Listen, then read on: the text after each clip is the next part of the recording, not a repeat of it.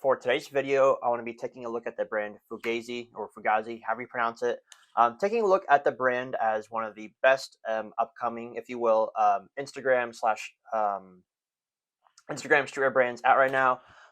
Big fan of them. Want to go over some of their marketing playbooks, a lot of their social strategies, talk about the product, to give some of my personal opinions about the brand, and kind of just go over exactly why I think they have become so successful and will continue to do so. So without further ado, let's get right into it. Okay, so cool. So very briefly, a quick history lesson. The brand is founded by this guy, Trevor Gorgie. He founded a brand back when he was in high school called Paradox, which eventually led to his brand Fugazi being created in, I believe, 2017 while he was in college. And now he does this full time. The brand is really rooted in, well, first of all, the brand Fugazi is short for Fugazi Amici, which is fake friends. So it plays on a lot of like bootlegs and nostalgia, as well as is very like anti-big corporation, and still has some nods to Americana. So that's a little bit just about the brand, really. But to start it off, what really kicked off the brand, we have to take a look at the One in the Chambers. So I believe they were one of the first brands to really kind of kick off this whole like bootleg Jordan 1 dunks kind of phase that we've really seen over the last half decade. You see all kinds of brands doing their own rips on dunks and Jordans, but of course they did their own. But I think what really stood out for them is the tasteful manner that they did it in. So a lot of their attention to detail has always been very high on both the product and like marketing photography side. So we look at the One in the Chamber. Quite literally refers to a revolver, kind of taking place of the Nike swoosh, and this whole One in the Chamber idea. So we have this cool logo right here, which would actually be where the Air Jordan kind of logo is at. We have these 5 bullets because, of course, there's 6 in the revolver, one's in the chamber, and then even got down to, I believe, the aglets. We have these little bullets. The toe box right here has all these like almost bullet holes. We have the Fugazi branding right here above the laces right here. And yeah, just a high attention to detail. Very cool conceptual piece. Of course, they knocked it out with some cool marketing as well. I know they did this little video for it. And yeah, this went absolutely crazy. This was my introduction to the brand because I, at the time, was still reselling like clothes and shoes in high school, and pretty much everyone I know was talking about this shoe. And I believe it resold for like $400, $500, $600 right off the after the release. Was not able to get them. Was stupid hard to get. So yeah, obviously they were able to release this shoe that kind of just broke everything for them. Gained massive attention from all of the streetwear and footwear outlets, and really got the brand off the ground. They went on to do a couple more colorways. So they did that kind of typical Jordan 1 red and white, and then did this white and gray, and then might have done one other colorway. But yeah, that really kind of set them off. So the next thing I want to look at is their typical marketing playbook. Now, if we look at them, their brand is basically all off of Instagram. They do no TikTok, no other like social medias to my knowledge. So pretty much everything lives and breathes on Instagram. And now they also have their own physical space, which I will get into later. But pretty much you will pretty much look at everything on their Instagram. And one very key thing to note about them is they do basically no paid media. This is entirely organic. No boosted posts, no story ads, like literally no advertising at all done on social platforms, besides just their organic free Instagram posts. Now with that, of course, they do very high production. I'm sure a lot of their marketing budget essentially goes into hiring really good videographers and photographers for the work they do. So with most of their releases, they either do things in collections or they have these one-off releases, generally for their like shoes or products like this varsity jacket. So if we take a look at this really specifically, they all kind of follow the same playbook where we have a video ad, something like this.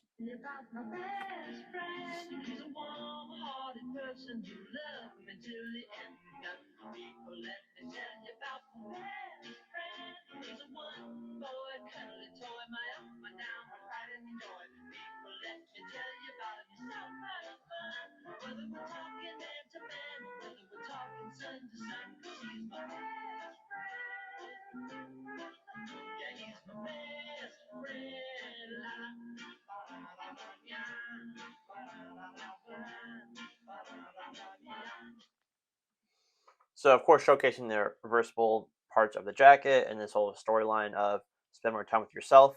They're all very well shot, very conceptual. They're all pretty different from each other, and also include like different like cast, like different people in them. And so, yeah, really big fan of all their video ads. Some of them are a little more humorous, some of them are a little more of like underlying message, if you will. But all generally in between that 30 to 45 second space with you get, again, just like a short story, and a lot different than a lot of other brands where they might play on a trend, like a trending audio, a trending format. They might have like a really crazy hook. All of these do feel like a very authentic and organic video, not even advertisement really. They're more of course they're incorporating the product, but one thing about them is they really do a good job of like not just pushing the clothes, buy my clothes like a lot of brands do. They do a very good job of telling a story. Of course, showcasing the high level of clothes that they do. But again, more selling that kind of like storyline underneath and just a lot of the things that they stand for. So following the video ad, they will always do a post basically of the product on a white background. Of course, very well shot, highlighting all of the product details, pricing, drop, all that kind of stuff. And then they follow up with a ad, like a carousel static ad. This one happens to just be some product shots of it on the body, generally relating back to the video. But if you look at some of the other ones, they're a little bit more like this one feels a little bit more like a vintage inspired ad.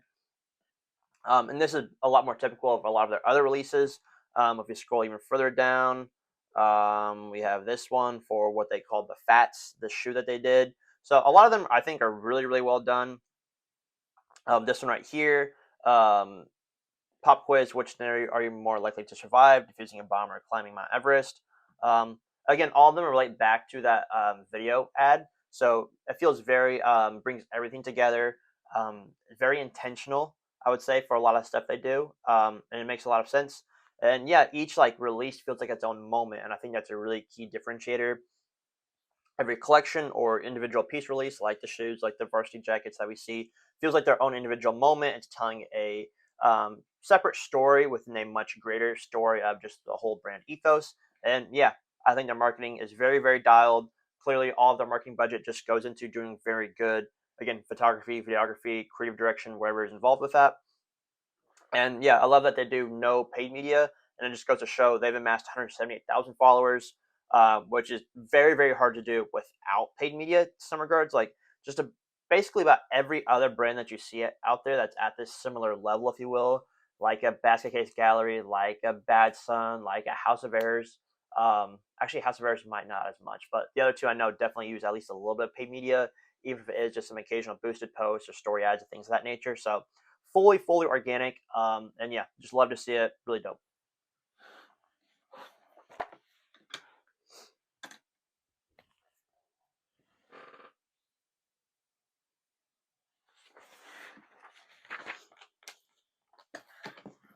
Okay, so cool. Next thing I want to talk about is just getting into the product itself. So if we go to their store page, here it is. They have a pretty good array of product and just product depth in general. Of course, we have your typical hoodies, t-shirts, like graphic tees, pants, things of that nature. Then we have some accessories like hats, beanies. They even did some like laundry bags, which I think is a very just cool like different thing that most brands aren't dropping a laundry bag. So they definitely evolved and are continuing to do new and innovative things. We have some card holders, shades, trench coats, socks. So a little bit of everything and really something for everyone.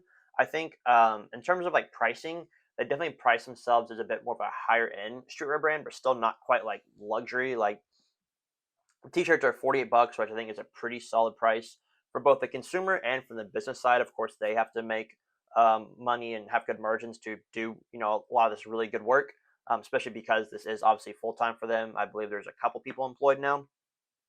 So yeah, hoodies 120, t-shirts 48, pants 150. I feel like this is pretty fair pricing, and they don't really do any discounts or anything like that. So pretty much people are paying what they're pricing their things at, and it's clearly working out for them. Goes all the way up to like 280, 290 for some shoes. We have these really cool weekender bags, which I think is just a cool concept. Again, the product feels very like unique and different.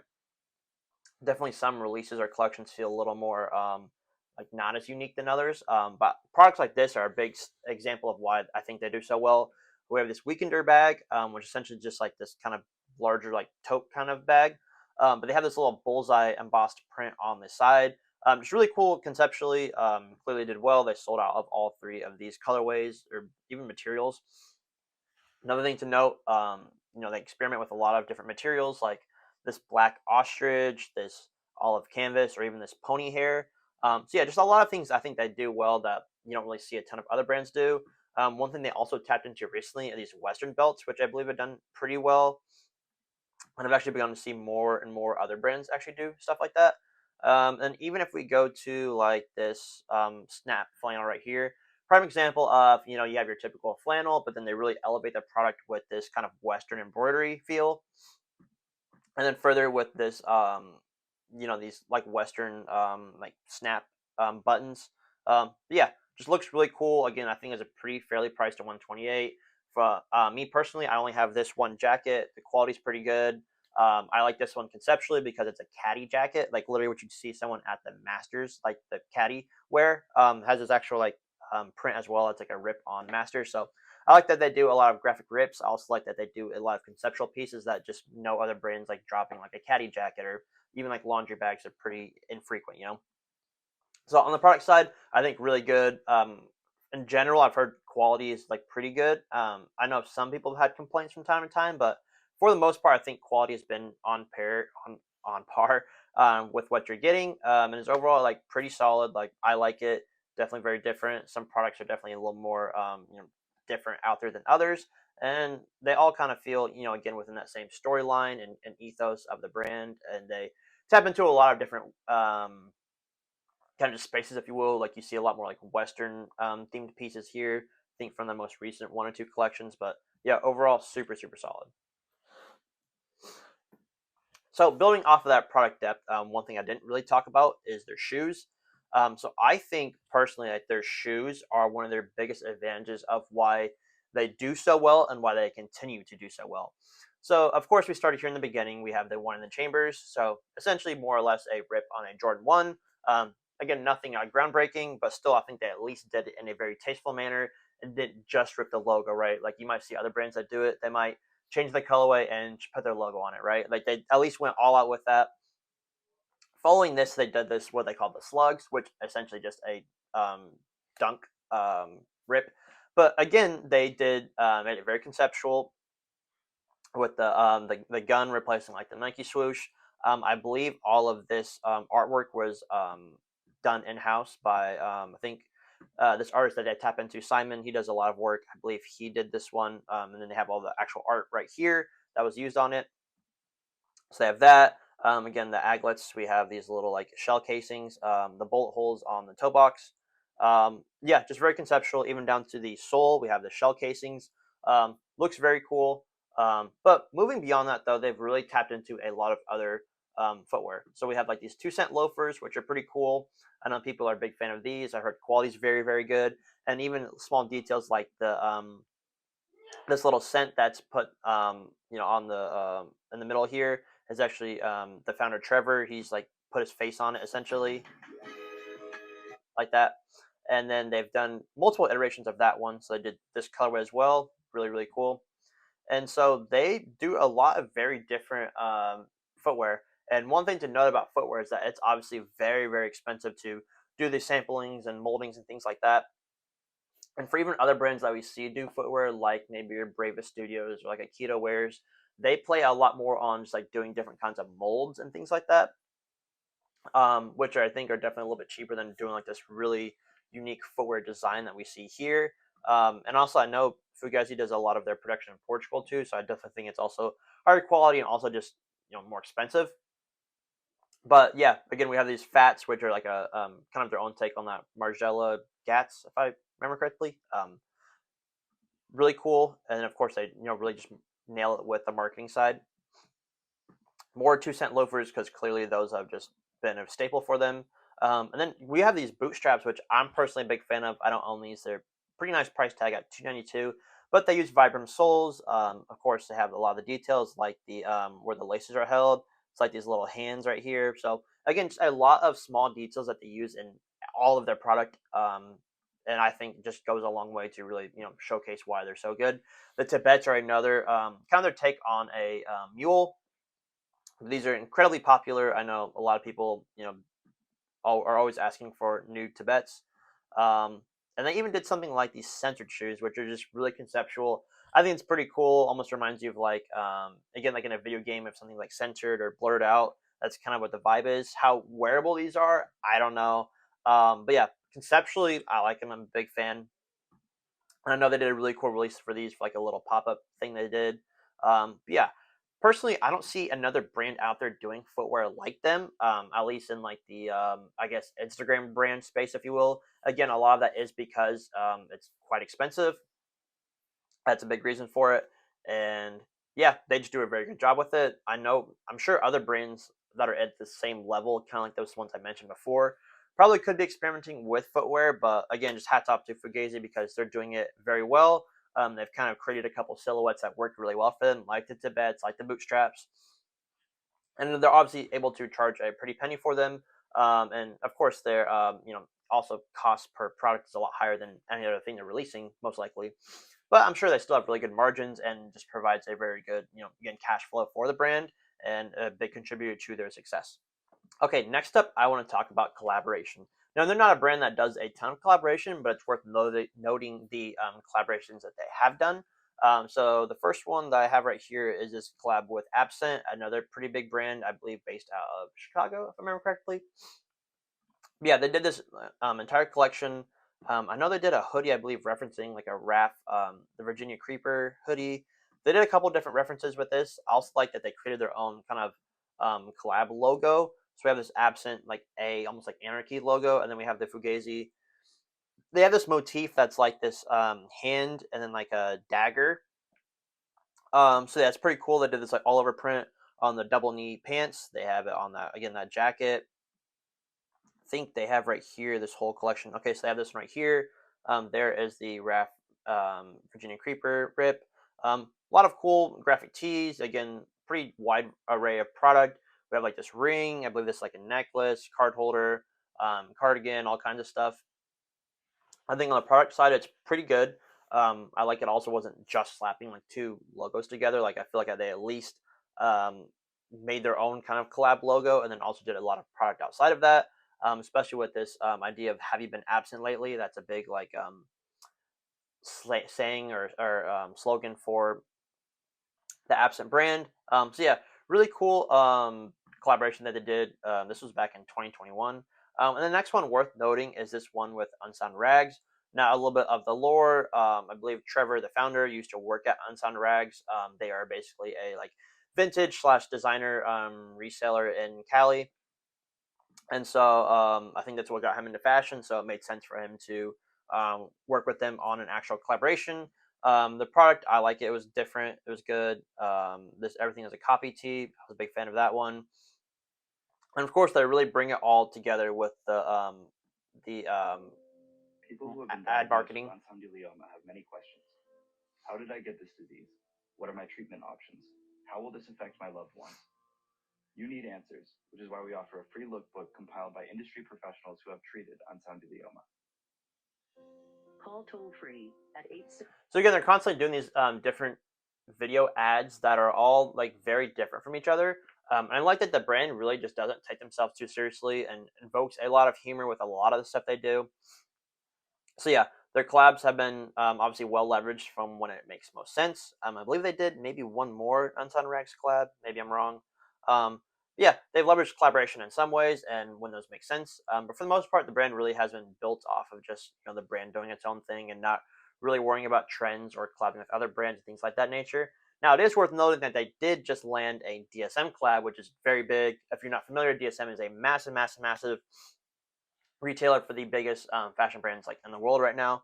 And so they have locations in like New York, LA, and so I believe they actually collabed with DSM London specifically. So this might have been just a play on trying to tap into that UK audience, which I'm sure they have, in London specifically. So they did pretty much a rework of some of their working product that's already working, which makes a lot of sense.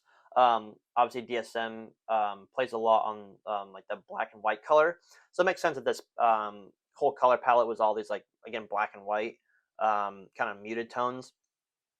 So we have reworked examples of their Tibets and the loafers and this kind of like black. I don't know if it's like what kind of material that is. But yeah, pretty cool. We have these pants as well that they've done before. So really smart on their design and business side of just kind of taking products that are already working for them that are somewhat newer and just reworking them with a different kind of style and colors and palette, because they knew that they were already selling well. And yeah, it was just a good collab. Also, just a cool like landmark moment. They also did this kind of the Union Jack Great Britain flag hat. I thought that one was cool. They did that snap fleece I was talking about earlier, and another version of the Weekender bag. So really cool collab overall. Again, also that Western belt like I talked about before with the DSM spelled out here. So yeah, they don't do a ton of collabs, but when they do, it makes a lot of sense. And yeah, really, really cool to see. All right, next up, I want to talk about their use of pop-ups in retail spaces. So they are a band based out of LA, and so they've been doing these pop-ups for a while now. Obviously, pop-ups are very important for any brand. Just having that in-person interaction, especially in a world where e-commerce dominates and kind of retail is kind of dying more or less. That retail in-person touch is still incredibly important for a variety of reasons. For the consumers to actually see the products in person and feel the materials, put it on, see how it fits them. Of course, size charts help, and having models wear certain sizes with certain measurements and things of that nature always helps from the e-commerce side. But again, nothing really truly beats that in-person experience. And when you have an in-person experience, you're actually able to just do a lot of things that you can't online. Really, again, just bringing a new experience to them. So they did one for this the Unsound Rags collab. I know they did another one for one of their collections, this Peacemaker one. So again, all of these pop-ups really just give it a way for the community, if you will, to connect with each other, which is a cool part of it. A new way to showcase the product. They also did like I think like some different DJ sets and like coffee and stuff like that. So again, just adding a lot of elements to it that you can't really do online. And again, just that whole in-person experience, I think really builds and drives like almost like a cult following, and is what's going to get you to have those die-hard customers for your brand. So they had that pop up, and then moving up, they actually did this temporary space back in when was like basically 2 years ago. I know they did this one for like 3-4 months, something like that. And I think something that was really cool that they talked about is that they really want to make this space feel like just a hangout more than anything, rather than it being like again just a place where you go to shop, like a lot of retails places are set to. So obviously they did a really cool job with. They have this Pauline couch rip that they did. They have all of the ads put up and framed along the wall, which I like. They had the chest set up for people to mess around with. Um, Again, just like really good vibes. They had seating outside. So yeah, really smart from that angle of just like not making it feel like it's all about the clothes, but really building brand affinity, and just driving those like people to feel like a connection to it. So yeah, they did that one, and also from the business perspective, I know that was really smart for them to kind of figure out how viable a retail space was for them. So if I move forward, they also did this Runway collection recently, and they this is like a year and a half ago, and they did a gift shop for it as well. I thought that was really cool, just conceptually. Again, feels like a little gift shop kind of feel. And then as of most recent, as of this past year, they have an official flagship store in Canal Street in New York. And so, yeah, this is just a big milestone to have a retail space. Clearly means that the brand is doing very well, because obviously you have a lot of overhead costs for having a retail space. But again, just really solidifies them and their brand. We have all of, again, one thing to note about them is the use of the color red. So yeah, on their flag outside, all of the branding, even on the interior, we have this red mirror, the red rug. Yeah, really dope space. And also really smart play that they did is they also have this coffee shop basically connected right next to it that is called Le Gaz, which is a play on the Fugazi name. And yeah, I think this is a very smart play. Something that I would love to see a lot of other brands do, is tapping into things outside of clothes as a means for building brand, and just building brand, and like also just getting your money from also not just clothes. So again, a coffee shop makes a lot of sense. Obviously, a lot of the demographic people buying this brand are going to be, people in the late teens or late 20s into early 30s, things of that nature. So, yeah, obviously buying coffee in the morning makes a lot of sense. And I like that this is just like a double play from people that might go in just for the coffee and then be like, oh, I actually want to try these clothes as well. Look into this. I'm sure there's people that are fans of just getting the coffee. Some people are like, again, really obsessed with the brand, get the clothes, or maybe they looked around it and see anything they like, but then move next door and like, oh, I gotta try the coffee, right? So yeah, I like this a lot as just an overall like retail business play, and just makes a lot of sense for them to do. And obviously the branding too. I also know that they took that Legaz brand. They took that Legaz brand to Paris for Paris Fashion Week. Oh, they also did for that DSM collab. They did their own like Legaz takeover. But also know they did one with actually just New Balance as of this past week. So really cool to see like the coffee brand, if you will, doing very well. It seems like they also do a lot of these like radio things. So again, they're very very smart on their social plays. If you go to the Legaz Instagram page, all of the social media is very intricately done. Not like any other brand you're really seeing, whether it's like the advertising and photography for the drinks themselves, these radio sets they do, which what other coffee shop is doing a radio DJ set, and even just like the way they showcase some of the different like people within, or like the drinks themselves. I don't know, really really smart on social, as you can see by their actual page, and then of course the Legaz page. So yeah, retail space obviously very important, and they've done a very good job to my knowledge, even though I've never been.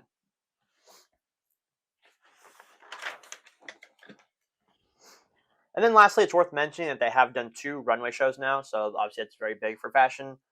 So they did this one, their first one, "Twas Him," in December of 2023. They actually shot it at a courthouse, which I think was very on brand and just very interesting and conceptual. The collection itself, I thought I was a big fan of, especially designs like this one where it's literally these buttons to spell out Fugazi. Yeah, they just do a lot of cool work. Again, the brand feels very authentic, on brand. I like this LA Blur sweater. I was a big fan of this one. Didn't manage to get it, but they also did a New York version of it, and they also did a most recently a collection in, I believe this was New York, outdoor. I think this one was called Imposter. Yeah, Collection 6 Imposter. So they do these annual, I think annual collections, and they're all done just very tastefully. The product is good. It's very well thought out. Everything from the photography to the marketing, to all the video involved. Yeah, they just do such a good job curating the whole thing. I think was just a big reason why they're so successful. And getting back to, it doesn't feel like they're pushing product in your face. Everything feels very organic, which is why you see all of the engagement on their stuff is just very very good. I feel like relative to like followers to likes ratio and things like that, and also just clearly people really care about the brand, are very invested in it. So yeah, that's kind of all I had for today. I think the brand again, it just feels very organic. I think people really like this whole like anti big corporation feel, while also it just feels very like, again, they don't take themselves too seriously.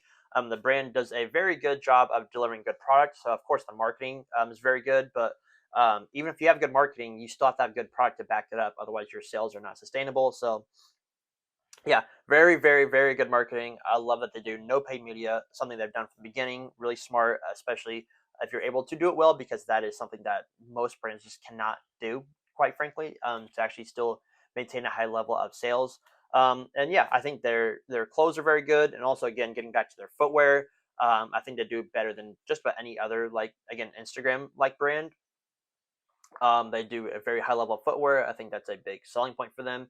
And yeah, I think they know how to do a good viral marketing campaign without also doing like a crazy hook and things like that. It feels like very organic, feels very just everything feels on brand for them. They're not doing anything too crazy and off brand. Even things like this photo shoot for this collection, they actually use these quotes, like this exceptionally well made by Esquire. This was an actual quote from Esquire magazine regarding like another brand. So they do just a lot of these nods, just making fun of bigger corporations and just like anti like mainstream stuff. So yeah, everything just feels again very on brand. I like what they stand for, and the clothes back it up. They're really good, conceptual, and feels unique. So yeah, that's kind of all I got for today, guys. Let me know if you like this video, if you like this breakdown. I'm gonna try and do some more of these, a bit of a different format. So yeah, please let me know your overall thoughts of the brand. If you've heard of them, if you haven't heard of them, what you think. Take a look at their Instagram. Take a look at Trevor's Instagram, and also the Legaz. You can learn a lot from just how they use social media to just such a big advantage. Of course, even him, he's at 78,000 followers. Definitely leverages that. So yeah, that helps. But yeah, let me know what you guys think. Please drop a like, comment, positive or negative. Don't care. Just trying to make these videos better. And yeah, subscribe if you haven't already. And I'll see you guys next time. Thanks.